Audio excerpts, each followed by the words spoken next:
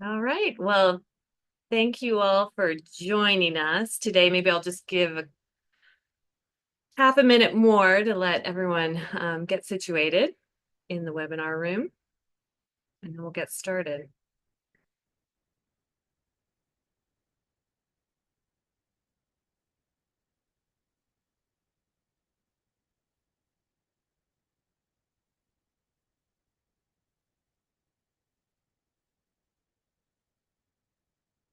Okay. Well, I think we'll just go ahead and get started. Thank you all for joining us for this Public Lands Transportation Fellows Program informational webinar for our 2026-27 cohort. My name is Susan Gallagher, and I'm the co-manager for the program together with my colleague, Jamie Sullivan. And we are very excited to be able to provide some more in-depth information about the program and answer any questions you may have. The webinar today will last approximately 1 hour, and we are recording this session for those unable to make this time slot. So the link to the recording will be available on the program website, which you can access via this QR code on the slide. In case you'd like to review it again, review, or if you want to share the link with others you know who may be interested in learning about the program. So first, I plan to provide just some background information, and then we will have a panel discussion with former Public Lands Transportation Fellows. So please use the question pod at any time to ask questions, and we will try to address them or to have our former fellows respond to them during the question and answer portion at the end of the webinar. So we are hoping that you joined us today because you have already applied or are considering applying, or maybe you're looking for more information that you can provide to students or other potential applicants that you think would be a good fit for the Fellows Program. So our goal is to provide you with better insight on what the positions entail and to answer any of your questions during the webinar. We feel that the Fellows Program offers a truly unique opportunity for career development for those interested in developing careers in public service and in developing and applying transportation expertise to enhance access to public lands while preserving natural resources and enhancing visitor experiences. So we'll have our panel former fellows talk a little bit about how they were able to achieve these goals during their tenure in the program.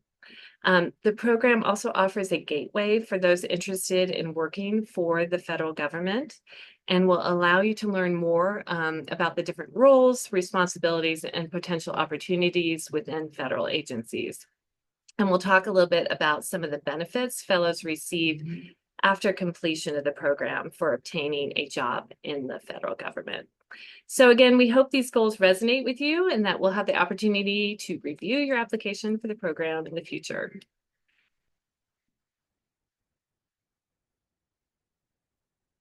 Yep, a little slow. So first, a little historical background about the program. Our Public Lands Transportation Fellows, or PLTF program, began back in 2012. And it was modeled after the very successful Transportation Scholars Program that was run by the National Park Service until 2014. So since 2012, the program has served 4 different federal land management agencies, providing transportation assistance to the U.S. Fish and Wildlife Service, the U.S. Forest Service, the Bureau of Land Management, and after their program ended in 2014, the National Park Service. So the 2026 Fellows Cohort will work with the U.S. Fish and Wildlife Service to help meet transportation needs at national wildlife refuges. Our program goals are focused on assisting federal land management agencies address their transportation challenges by providing them with additional capacity, expertise to develop innovative solutions and to implement their priority projects.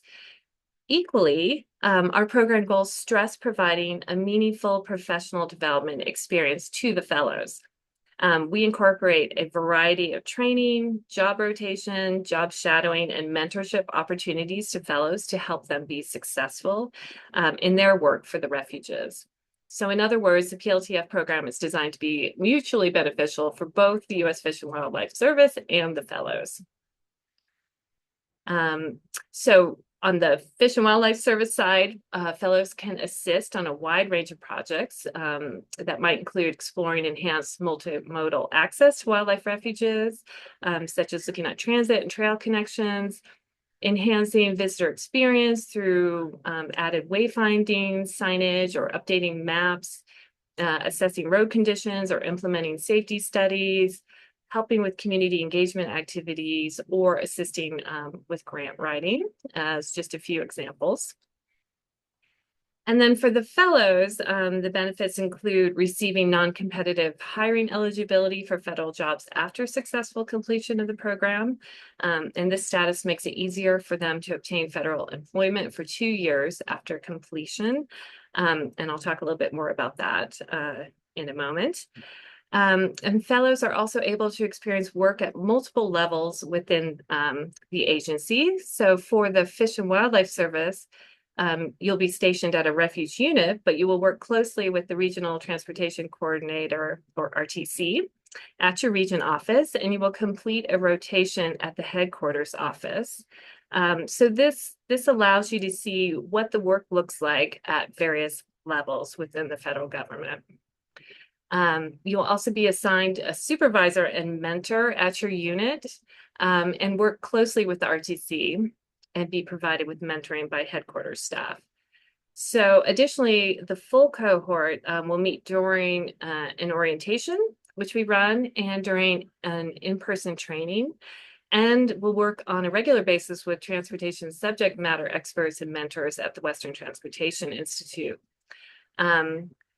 Additionally, fellows are provided with a range of professional development opportunities, including trainings, conference attendance, and guest lectures covering a wide range of topics based on their interests and needs based on the projects they're working on. And in January 2027, fellows will attend the Transportation Research Board annual meeting in Washington, D.C., where they will have the opportunity to present a poster or present a presentation at the conference. And they also will attend an annual RTC meeting, and there are often opportunities to go to additional conferences as well that may relate to specific work topics. So some examples from the past include safety conferences, non-motorized or alternative transportation conferences. And all of this attendance and professional development really helps build that professional network and professional skills that can help advance future careers, which is one of the goals of the program.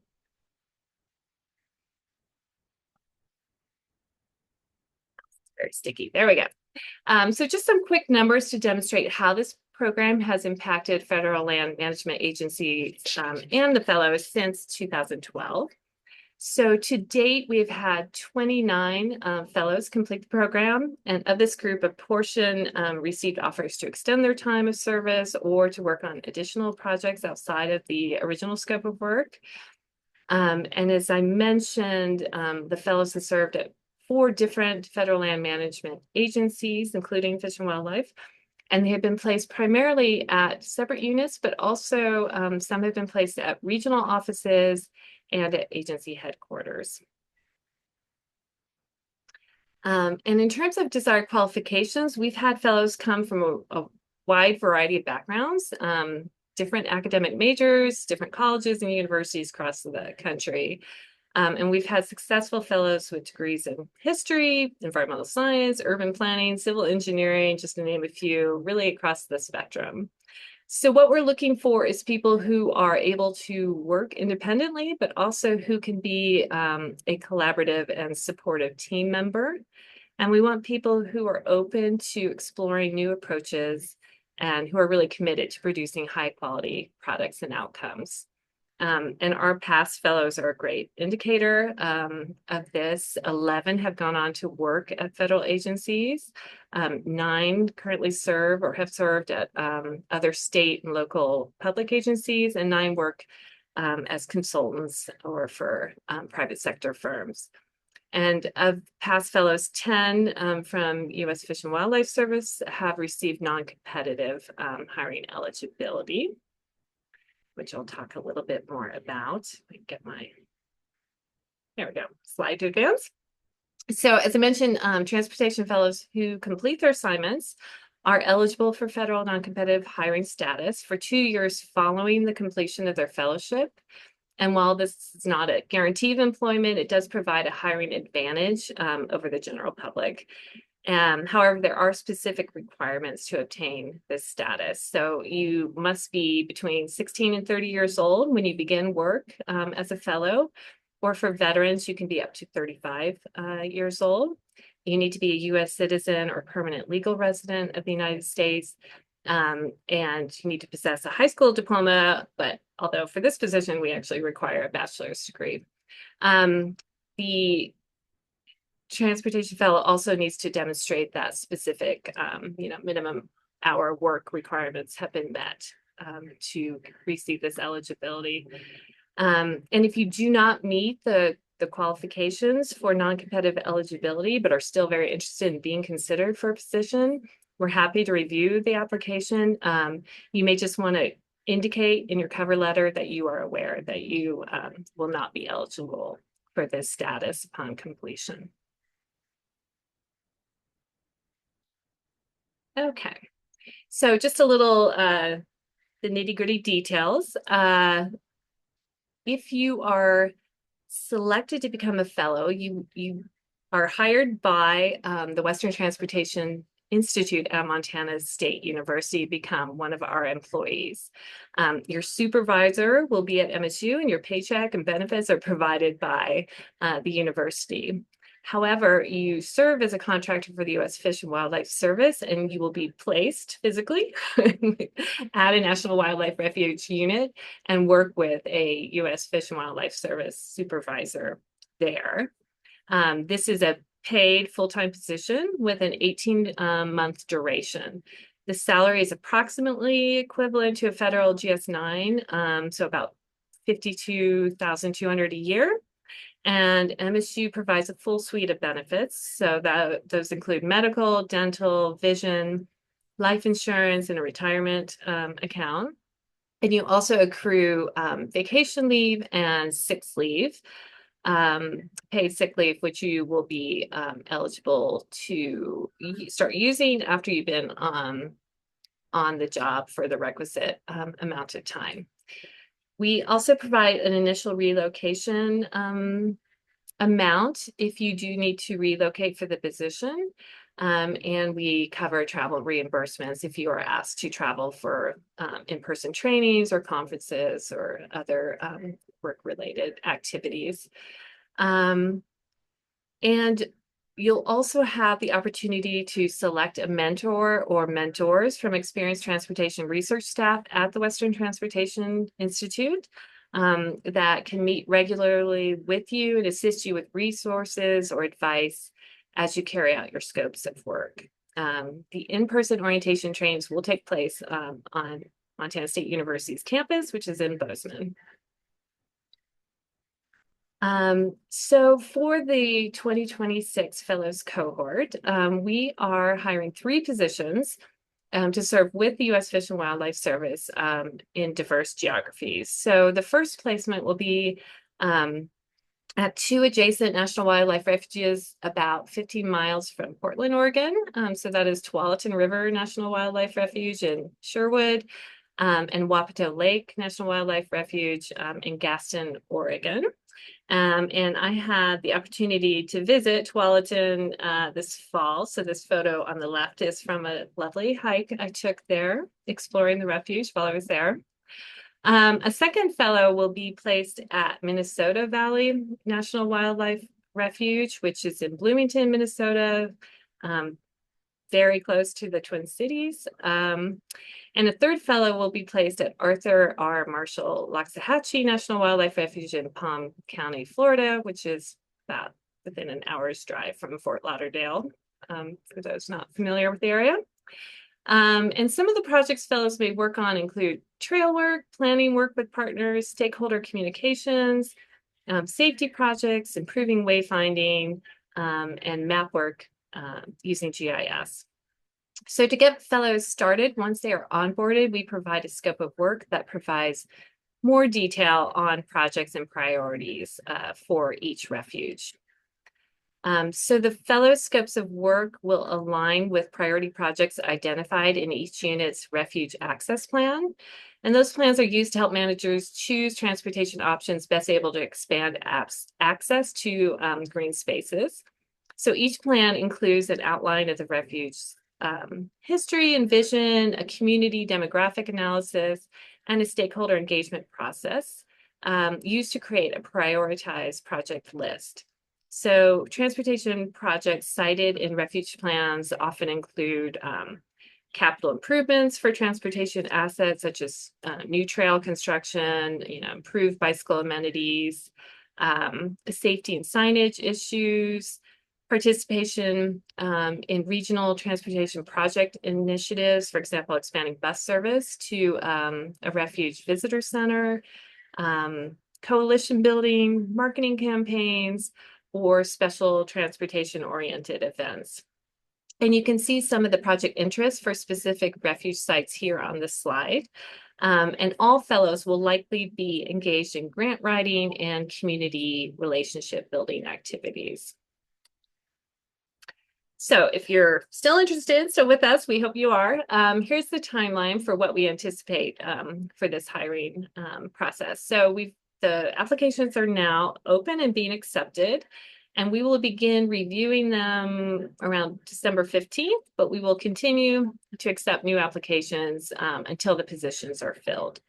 And we hope to begin the interview process in January so that we can select candidates and get their hiring paperwork and required background checks completed in February. Ideally, we're looking towards a March start date, but this may get pushed a bit later depending on interviewing schedules and paperwork processing time. So all these dates are approximate, but this is kind of our best case.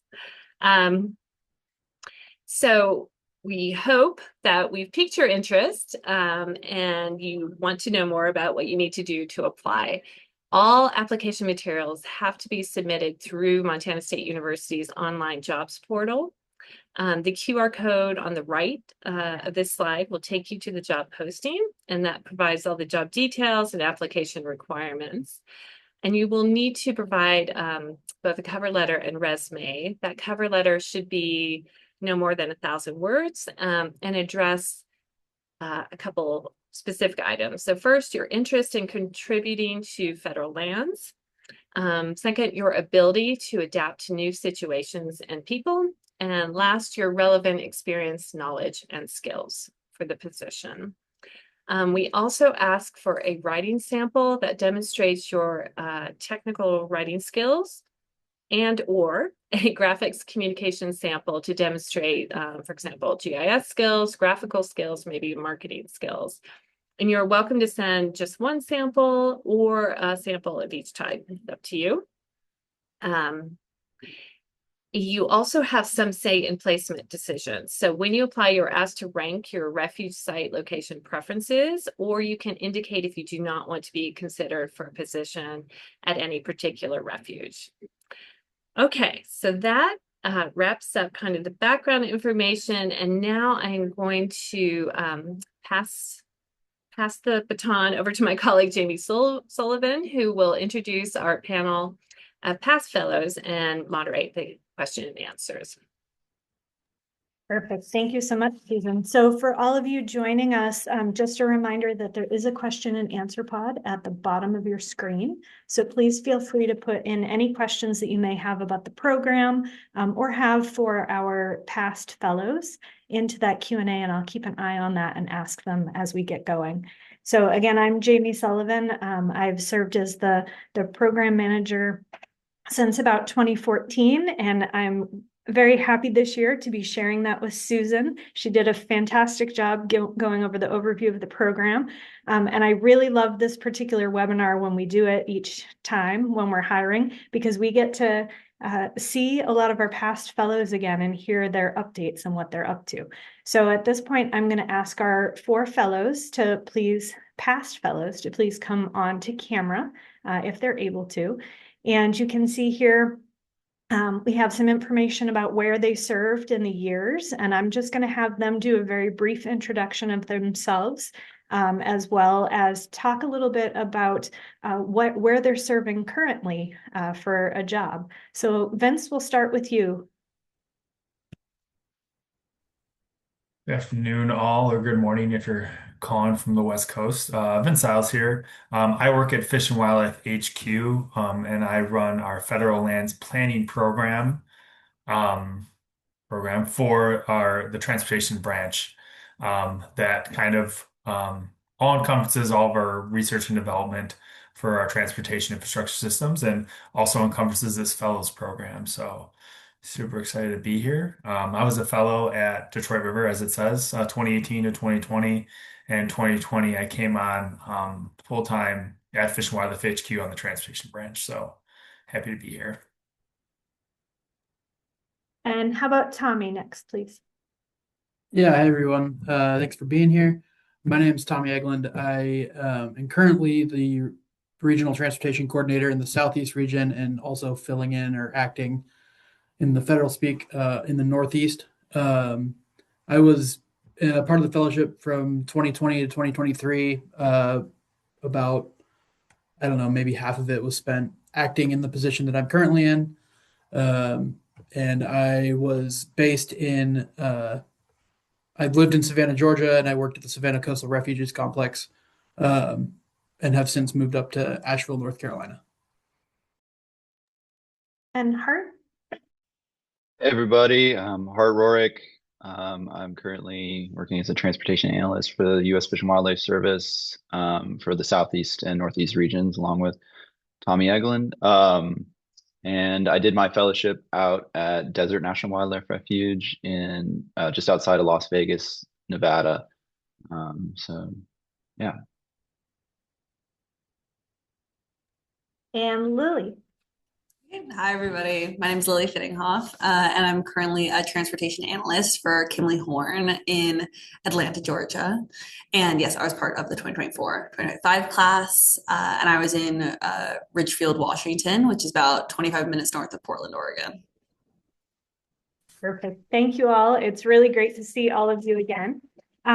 Susan, I'm going to ask if you would mind stop sharing the screen, and then we'll be able to see everyone's videos. Perfect. Thank you. Okay, so we have some questions that we've already lined up for you, and we're going to get started with those as we wait to see what other ones may come in.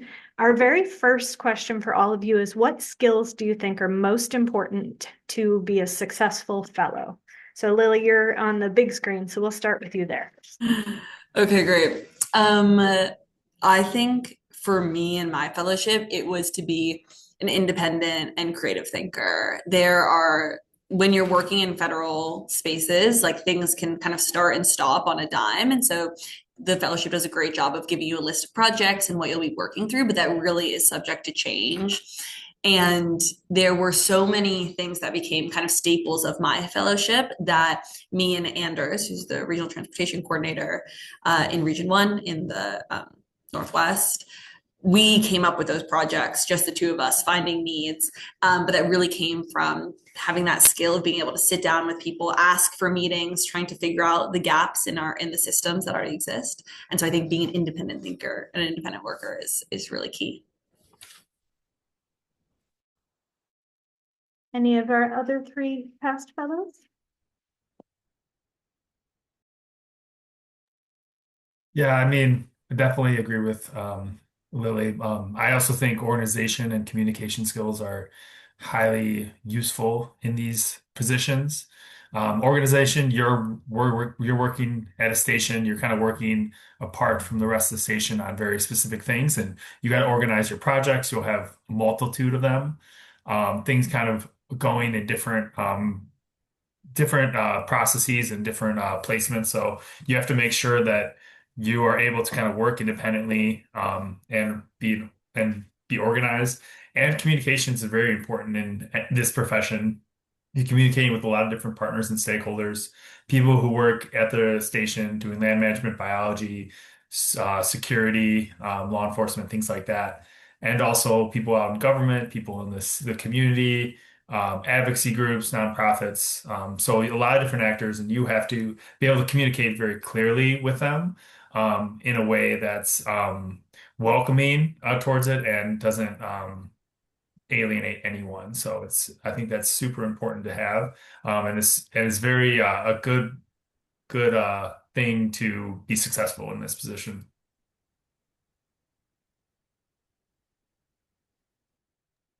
Another question that we had is, can you provide an example of what your day-to-day looked like as a fellow? Hart, I know you did some different projects, so why don't we start with you and what a day-to-day looked like for you? Sure. I would say, I mean, a lot of it was kind of working with my regional transportation coordinator, Andrea Smith.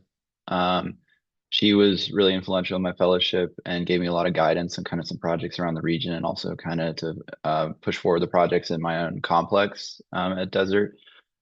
So I worked with her a lot. I would also work at the refuge and kind of get involved in a lot of different stuff, whether it was related to visitor services or working on biological projects when I had the time away from transportation work, which was really interesting to get out into the field and work with the public. And it gave me a better idea of kind of like how the Fish and Wildlife Service operates as an agency as a whole. Um, so there was a lot of going on, a lot of different projects and stuff, but it was definitely a varied day-to-day life, which I really enjoyed. You know, you never knew kind of what your day was going to look like all the time. And I got to meet a lot of cool people and have a lot of cool experiences doing that. And Tommy, did you have a similar experience where you kind of went back and forth from being in the office and being out in the field as well? Yeah, before I was in my advanced fellowship, when I was working or when I started working as a transportation coordinator, um, I spent a lot of time balancing between writing documents required by the refuge system to build bridges, and coordinating with different state DOTs, and then driving boats out to remote refuges to and make sure that construction of um, you know, these bulkheads or docks was going smoothly. And then sometimes I just mowed the grass because everyone needs help. And then Lily, you and Vince both worked a lot with the public. So if you want, could you talk a little bit about that and how your day-to-day might have looked when you did some of the public or stakeholder relations as well? Yeah, definitely. I felt very lucky to be at a refuge that had such engaged relationship with the public. Our refuge manager did a really great job of having those personal relationships, but I would agree that everything was so day to day. On days that we were doing public meetings, it was a lot of like physical coordination of materials, of how are we going to get things to the right places, of designing boards that we could print and present to the public. And then some days that public engagement also looked like we would have like school groups and tour groups come through the refuge. And while we had an education position at my refuge, I think exactly as Tommy said, everyone needs help. And I think that's a really key part of this fellowship is that you'll have your assignment, but you'll learn very quickly at a refuge, everyone's working together for the same long-term goal. And you get to be a really critical part in that, which is exciting. And Vince, a lot of the other fellows have talked about having multiple projects. So did you have that experience as well, where you had one specific project you were working on all the time, or did you also have multiple little ones? Definitely, I had multiple projects kind of working that all kind of concluded in the main project that kind of a final transportation report for the station and like the next steps for it to follow through. But yeah, I mean, I think that you start with kind of a set of projects and, those projects start to build, but also you get little ones depending on your own interest and what's happening in real time at the station. So there's a lot of room for experimentation, a lot of room for research. a lot of room to like kind of think of new ways in which you can be helpful to the station in terms of transportation access, building community connections. Going back to that, like day to day, when I was connecting with community members, I mean, it was everything from going, I think an important aspect was actually going to these in-person meetings across the Detroit metro area with different coalition groups, with different communities, the city of Detroit, trail organizations, whatnot, and being a representative for the refuge in those meetings, bringing bringing the refuge perspective to those meetings and making sure that we were accounted for. But sometimes if you're not in the meeting or not, participating, your, uh, land management uh, area can kind of fall to the wayside and not be thought of. So I think it's important it's like you're a representative all the time. And, even if you start like, creating your own meetings, that takes up a lot of coalition building, getting on people's agendas, building out like objectives and tasks for a group. So it can lead to a lot day to day like networking. Thank you. We've had some questions come in about things that we're looking for as a fellow. So I'm going to address a few of these before we continue on with some of the other questions that we had. One of them was, is there any advice for applicants whose major or background doesn't directly relate to transportation? So do any of you have any advice on that particular piece of it? Yeah, I can talk on that well because I had a planning background, but it was environmental planning and not transportation. And there are a few other past fellows. We had someone who majored in history. We had someone in more science, environmental studies, and kind of a well-versed. I think it's about bringing enthusiasm to what we do here at the Fish and Wildlife in terms of transportation and the ability to learn on the ground and really explore what that means for you. So, even if you don't have a transportation background, not to say it's not helpful, but if we're trying to put the right person at the right place, and it comes out on your kind of your skill set, your qualifications, how you communicate that, and how you present yourself in those interviews and whatnot. So, and your application. So, I don't think that just because you've never done transportation studies or whatnot, I think a lot of us have learned on the job, and it's first and foremost, it is a fellowship. So there's a bit of an exploratory nature about it, about learning and really kind of becoming, really being interested in this kind of intersection between public lands and transportation.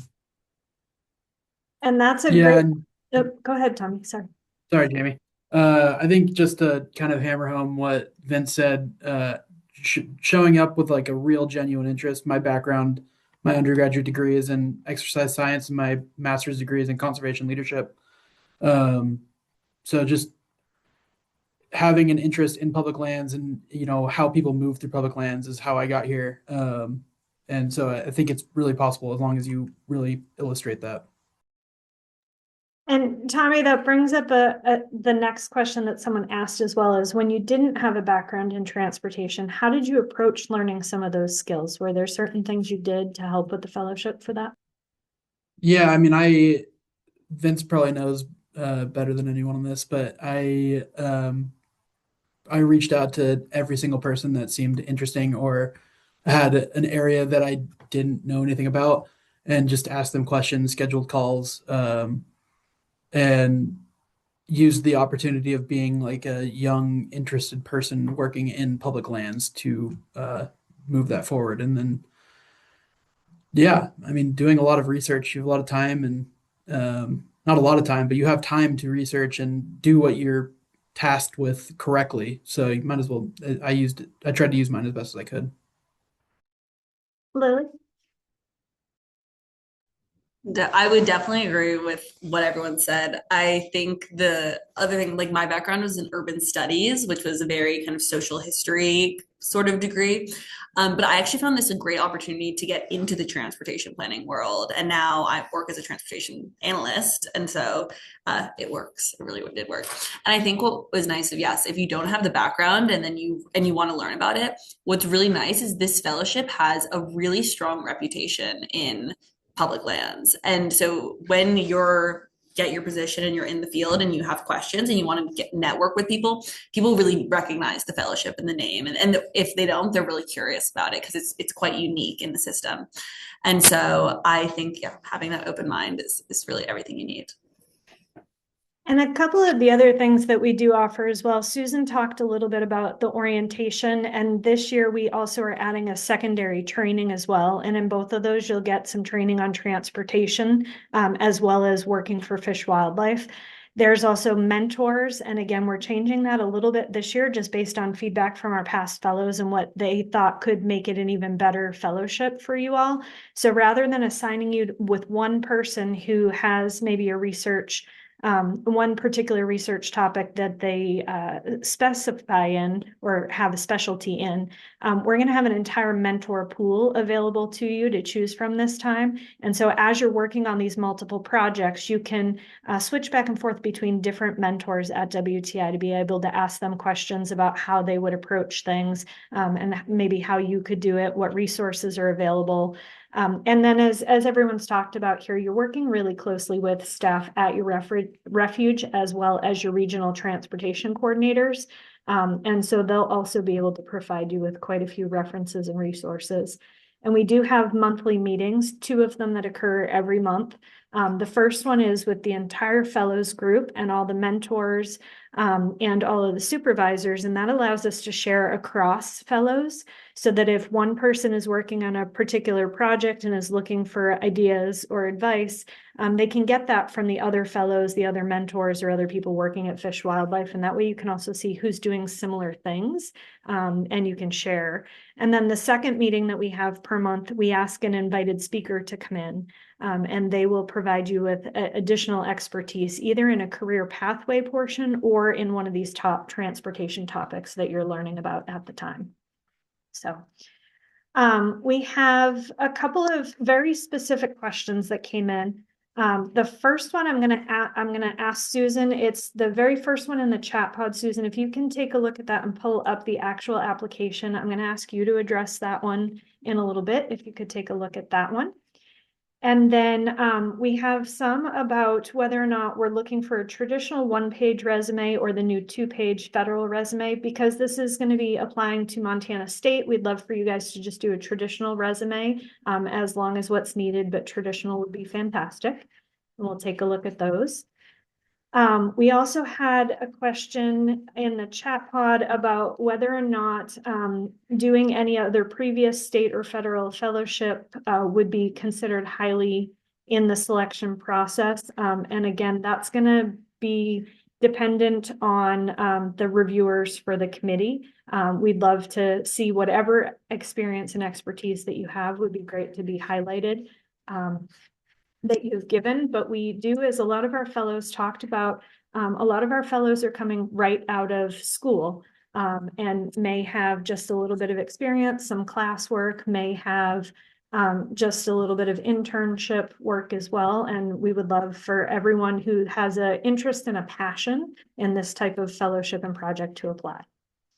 Another question that came in was about anticipating funding cuts to the current fellowship or continuing years.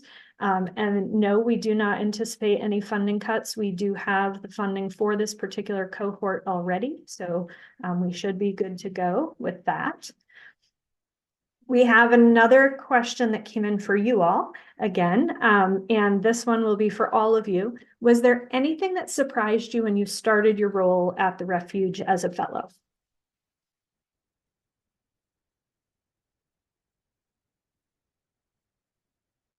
I can jump in.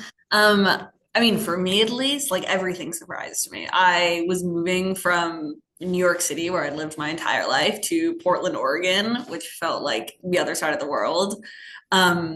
I think what's so special about this fellowship, and I actually remember watching the webinar from the fellowship before, from the cohort before mine, and something that they said was, what's surprising is the experiences that you don't expect to have in like the nature world, and the things that, like, we had bald eagles get delivered to our refuge that we all got to look at. And sometimes on our lunches, there would be, a specific flock of birds that was coming in. And, we're like, oh, let's all like take an hour and we'll go drive out. And then the refuge manager will explain. But it's the things that kind of have nothing to do with transportation and really nothing to do with your position, that really are the most kind of surprising and engaging. Yeah, to go off what Lily said too, like I was in a similar situation. I was moving from kind of the middle of nowhere, Montana, and moved to Savannah, Georgia. And just kind of ingraining myself in the Fish and Wildlife Service world. I had really, like, I'd worked with the Park Service and the Forest Service before this, but I didn't really know what the Fish and Wildlife Service was. And just showing up and like realizing how integrated these places are, these refuges, these hatcheries are with our like our urban places. I grew up 30 minutes from the Tualatin National Wildlife Refuge and 10 minutes from Wapato. And I had no idea they existed until I started working for the Fish and Wildlife Service. And they've been around since before, I don't know, at least I was in high school. So it's just, once you start working in it, it's, everything becomes so much more connected, I think. I would say how much, as you start kind of working through and spreading your wings and getting your feet wet in the fellowship, how much responsibility kind of becomes on your plate. You're a representative of the Fish and Wildlife or your station, how many people that you're talking to, the projects that you're taking hold of, and like, people look for you for answers at a local level. Um, how much you're allowed to like really put your hands into and really get go after. We have had people who worked on regional grant programs throughout where they were working and trying to get more funding for transportation projects at other stations and whatnot. So, I think depending on the individual and depending on what they're, how capable they are, you'd be surprised at how you kind of are given these opportunities to like learn to take responsibility of what you're doing and to really kind of make a giant impact on your station. So, Go ahead, Lily. So that just reminded me of something I was just thinking about the fellowship, is that what's so unique about it is really that level of responsibility that Vince is talking about. It's so high that coming to, and now that I'm not in the federal space anymore. And before, I was, planning public meetings, sending out invites, making those personal connections, designing the boards, getting everything ready. And now that I work at a much bigger company that's in the private sector, I have a really much smaller role in that. But it's so valuable now that I know kind of what the like scope of these projects are. It's really unique and special. We have quite a few questions left, so I'm going to try and get through these questions that came in from other people, and then if we have time, we'll go back to a couple of the other ones. One that someone asked was about the rotation and travel expectations for that rotation. And so for this particular year, one of the things we're doing, in the past, we've had our fellows do both a regional and a headquarters rotation. Instead of doing a specific time regional rotation, they'll be working with the regional transportation coordinators throughout the entire time this year, instead of just traveling specifically for a set amount of weeks to the RTCs. We've found that this has been really beneficial for the fellows. You've heard a few of them talk about how impactful their RTCs have been on their time. And so we're moving towards that model because it has worked really well, especially in our last few cohorts. For headquarters, you spend about 2 to 4 weeks at headquarters, and we will help you locate an Airbnb that you'll stay at in that area, and live out there for that time period. We have traditionally done it in conjunction with the Transportation Research Board, which happens in January.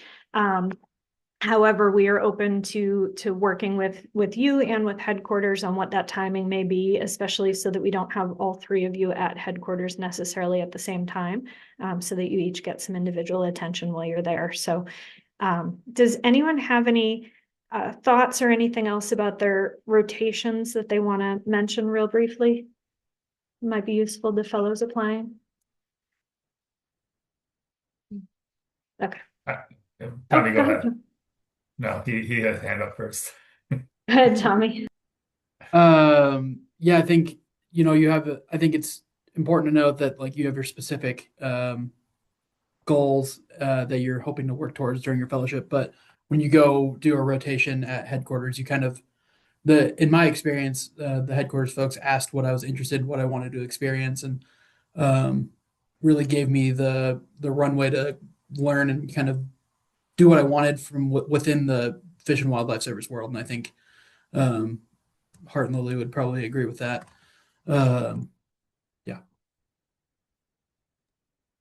Yeah, I think the rotations are important. We work on like a three-tiered system in federal lands, the local, the regional, and the headquarters level, and kind of experiencing the work at all three levels gives you a good perspective on how they all work together, and that's important if you're looking into future federal service, even across the federal government, not just in federal lands.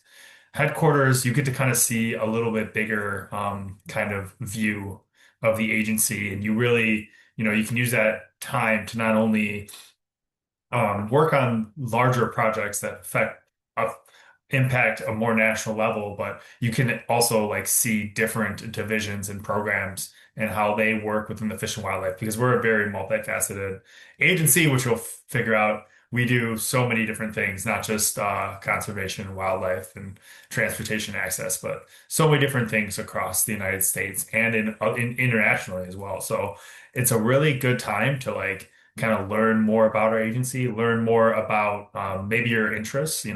We love our fellows that come over to transportation and infrastructure after the programs if there's available jobs, but we also enjoy when they just go and work for other programs within Fish. We have one of our past fellows who is a visitor service manager at Parker River in Massachusetts, and she loves her position. She loves working with the public. She still does transportation stuff, but she does like a bunch of wide public use at one of our more popular refuges. So there's a lot of opportunity, and use that as to kind of you know, you get to visit the main interior building, get to meet our chiefs.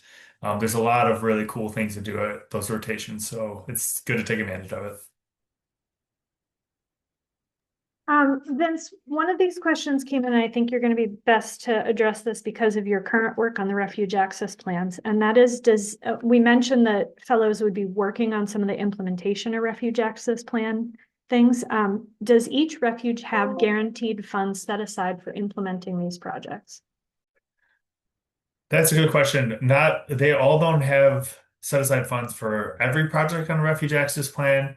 We've been working with the regions on some of them, like to do the scoping and like the planning for it. And some of it is on the kind of the fellow to work towards building out grant applications or working with communities or whatnot or local entities in order to fulfill some of those access projects because a lot of times it's not necessarily about the interior transportation system that we're working in. We're working on that connection between our refuge stations and the gateway community, and that requires a little bit more creative thought on how to get some of that money. I wish we could plan and fund a lot of these refuge access plans, but given like the budgets of our stations, we have to be creative. We have to look outside of us, look for other discretionary grant programs and such. So even if you don't necessarily get that money while you're a fellow. A lot of times our fellows work to build up those applications, and we're pretty successful in implementing those down the road. So there's a lot of work, even if you're not going to see necessarily the implementation of some of these projects. Another question that came in was how many projects could a fellow expect to work on over the course of the program? So Tommy or Hart, do one of you want to take that one? Sure. Honestly, like you won't even know sometimes until you get to the station how many projects you might be involved with. And like I spoke on earlier, I mean, it can change day to day and depending on the station's need and staffing. Um, so I would say, I mean, going in, there was probably like five-ish projects that were kind of identified at the station beforehand to for me to work on over the time, but those kind of devolved and changed. And then when I went to headquarters, there were new projects that I got involved in and stayed involved with. And then I detailed it as a position at headquarters as well for a while. So a lot of things change over the 18 months. So you'll have like a basis level of projects, but that can grow and expand and give you a lot of different unique experiences throughout the fellowship.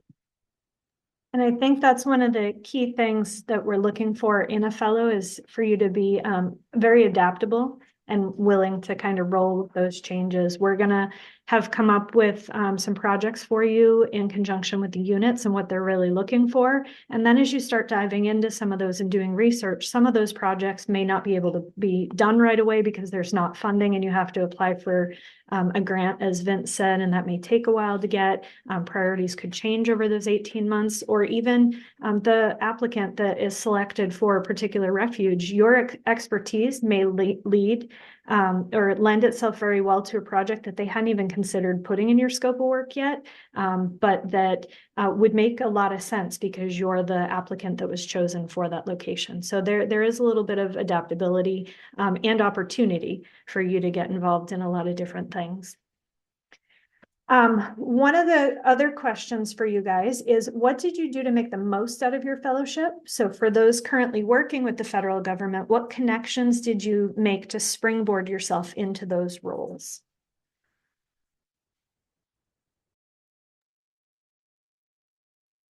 Go ahead, Tom. Lily taught me a new Zoom feature. I used my opportunity to again really just reach out to a lot of people at headquarters working in transportation. I had interest working in some of the databases that we use on a daily basis now. And so that helped a lot because when I came into the job, I kind of had a background, which was kind of my the goal. But then like talking to our chief of refuges and just all of these people across we work with an organization called Volpe, and just it gives you a lot of runway to make these connections with people. And like I said earlier, people want to talk with young professionals who are interested in working in the field and especially public lands and transportation because it's such a small niche world. I really think that any showing of interest, in my experience, was met with excitement and wanting to provide more information. And then that just grew into more connection. Perfect. Thank you.